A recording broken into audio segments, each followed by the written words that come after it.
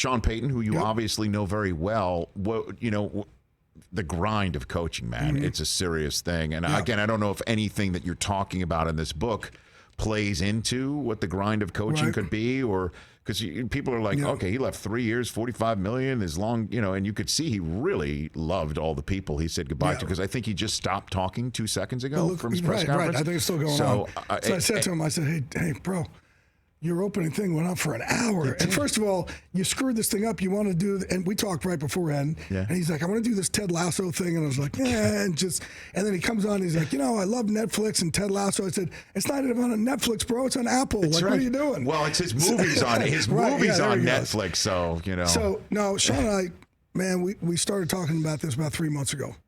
And he kept going back and forth. If you watch me during my coaching carousel on week 18 of Fox NFL Sunday, I said after, I think Who's Out, I said, and by the way, you'll probably have another opening or so from, a coach that could step away because it's been a tough year or two with COVID. And that's what I was talking about. And he went into, originally we were going to break it that Tuesday right after. And I was like, he said, but I want, talk to Mrs. Benson. When Mrs. Benson told him, hey, why don't you take a few days off and really think about it. So Sean said, I'm not going to do it yet. Mrs. Benson wants me to take a couple days off. Well, a couple days turned into 2 weeks at Cabo. And then when he came back, it was better like, hey, this is your story. This is your deal. However you want it to come out, which it should be. If a guy says to me, at first he's like, yeah, you should, I'll let you break it at first. But then if he says, I want to do this, that's their prerogative, to do that.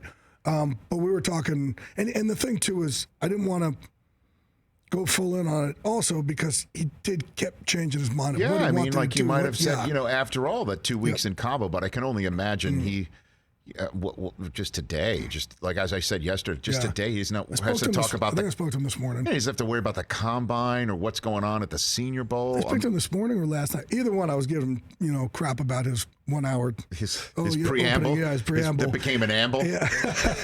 A post-amble. An amble. It was everything. An amble. Yeah. I know. Yeah. So he is. You think he is definitely out for 2022 because a lot of people think that he's just trying to. Yeah, hustle another. Yeah, but. Even so, if that's the case, he's not going to retire for 3 days and get traded to another team. I don't think so. No, I think but I think it's just hard for him. Here's the thing. Again, MVP, it's a charity for transition. Yes. So I think he wants to step away, but at the same time, there's probably a fear like, okay, well, I've never not been on a team. I've never not been part. I mean, this is going back, right? High school, college, NFL. He's never not been in a locker room. So I think some of that, too, it kind of jolts you a little bit. So he's like, oh, okay, well, I think I could do this, but I'm not sure I could not be around my locker room. Well, every coach I've ever worked with, former coach I've ever worked with on television, still has, I mean, you never get that competition wanting to talk to the refs, even if you're, on the sideline or of a broadcast, like And he even said he thinks he'll get back into coaching at some point. Yeah, I mean, he also mentioned TV. He mentioned a lot of stuff. Yeah, he's always. I mean, I think he's mentioned me. A year or two. He said, but I don't know. May go on long. I don't know. I don't know how much I'm going to love this or not love this. Right. And I think too for a lot of coaches, the losses are so hard on them and their families, and when it gets to the point where you can't enjoy the wins anymore.